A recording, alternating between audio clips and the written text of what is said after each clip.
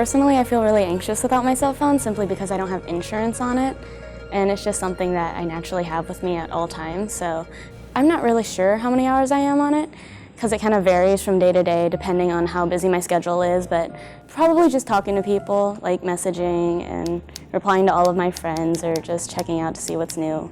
I think people are obsessed with their cell phones because it's just something that is constantly with them. It's just something that draws their attention away from everything else around them, so they kind of indulge themselves into it. I think I would really encourage them to try not to use their phones, maybe to put it in their backpack or even put it on my desk. That way it's not right there ready to distract them, because I think that even if they have good intentions and say that they're not going to use their phone, if they hear it go off or they feel it vibrate, then they're more willing to check their phones. So if they don't even have that distraction around them, then their grades should improve because they won't be so tempted to check their phone all the time.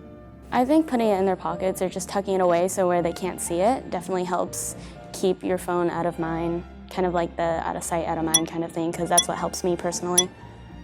I think one of the big problems, besides being tired all the time and distracted, is that students get too caught up in what other people think about them, especially on social media. So it can start to make them feel anxious or depressed because they're so worried about whether people are liking their picture or commenting on their post.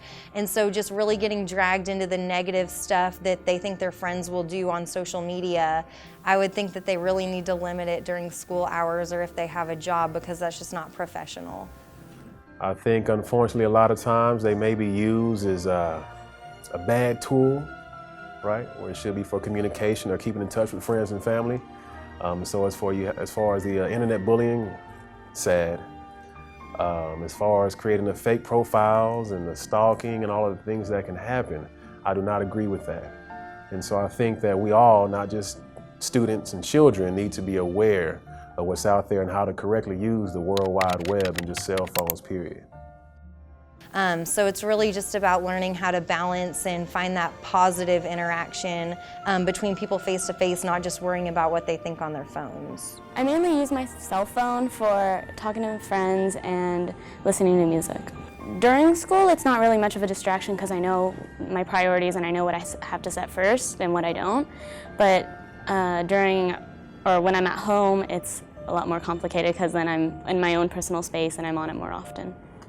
I can't tell you an exact date, man. It happened during my undergrad studies at college. My friend was in a car accident because he was looking at his cell phone when he should have been paying attention to the road. And he was texting while driving, which is something no one should be doing. I think I was about to take a nap in the dorm, actually, man. He called me kind of frantic. He was pretty upset about it. I can remember now. He called me, he was upset, and I was at home out of class about to lay down and take a little nap. He was sad. One, it hurt because he got in a wreck, right? He wanted to make sure the other people were okay and he was okay. And then two, his brand new, I remember he got it for his birthday. He had a Pontiac Grand Dam. He tore the front up, so he was hurt. Yeah, he loved that car.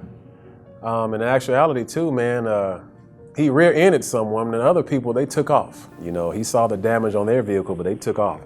I assume maybe they didn't have insurance or they didn't want to get in trouble or something. Bluetooth is an amazing feature that they put in, most cars now.